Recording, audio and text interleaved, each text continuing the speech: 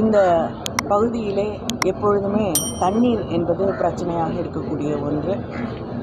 அதை ஒரு பகுதியில் இருக்கக்கூடிய விளாத்திக்குளம் வரை இருக்கக்கூடிய தண்ணீர் பிரச்சனையை சரி செய்வதற்காக 363 கிராமங்களை உள்ளடக்கிய ஒரு தண்ணீர் திட்டம் செயல்படுத்தப்பட்டு துவங்கப்பட்டு இன்று அது நிறைவடையக்கூடிய ஒரு நிலையிலே இருக்கிறது. அதே போல் திருச்செந்தூர் பகுதி, அதை சுற்றி இருக்கக்கூடிய இடங்களுக்கெல்லாம் தண்ணீர் கொண்டு வருவது, சாத்தான்குளம் பகுதிகளுக்கு தண்ணீர் இல்லாத அதிகமாக இல்லாத அந்த பகுதிகளுக்கெல்லாம் தண்ணீர் கொண்டு வருவதற்காக ஒரு மிகப்பெரிய திட்டம் தீட்டப்பட்டு அது முதலமைச்சர் அவர்கள் ஒப்புதலும் அளித்திருக்கக்கூடிய நிலையிலே மிக விரைவிலே அந்த தண்ணீருக்கான திட்டமும் நிறைவேற்றி தரப்படும். அது மட்டும் இல்லாமல் சமீபத்தில் முதலமைச்சர் அவர்கள் தூத்துக்குடி மாவட்டத்திற்கு வந்து வின்ஃபாஸ்ட் அப்படிங்கிற ஒரு நிறுவனத்துக்கு 16,000 கோடி கான முதலீடுகள்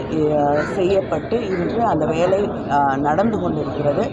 அந்த வின்ஃபாஸ்ட் நிறுவனமும் முக்கியமாக தூத்துக்குடியில் இருக்கக்கூடிய இளைஞர்களுக்கு, இளம் பெண்களுக்கு ஒரு ட்ரைனிங் மாதிரி கொடுத்து இங்கே இருக்கக்கூடிய அவர்களுக்கு வேலை வாய்ப்புகளை தருவோம் என்று உறுதி தந்திருக்கிறார்கள் முதலமைச்சர் அவர்களிடம். அதே போல் இன்னும் பல நிறுவனங்களை விரைவிலே தூத்துக்குடிக்கு கொண்டு வர வேண்டும், முதலீடுகளை கொண்டு வர வேண்டும் என்ற முனைப்போடு முதலமைச்சர் அவர்கள் இருக்கிறார்கள். அதனால் விரைவிலே இந்த தூத்துக்குடி மறுபடியும் ஒரு புகழ்பெற்ற தொழில் நகரமாக மிளிரும் என்பதிலே நான் நம்பிக்கையோடு இருக்கிறேன்.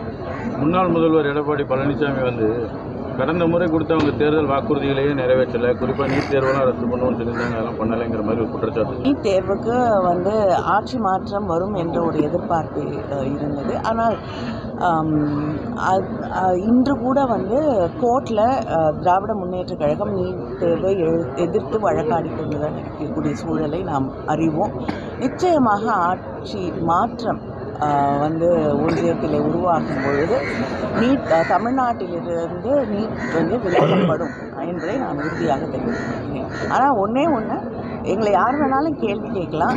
10 வருஷமாக ஆட்சியில் இருந்த பொழுது மக்களுக்கு எதையுமே செய்யாத ஒரு முதலமைச்சராக இருந்த எடப்பாடி பழனிசாமி அவர்கள் கேள்வி கேட்பது தான் வருத்தமாக இருக்கிறது.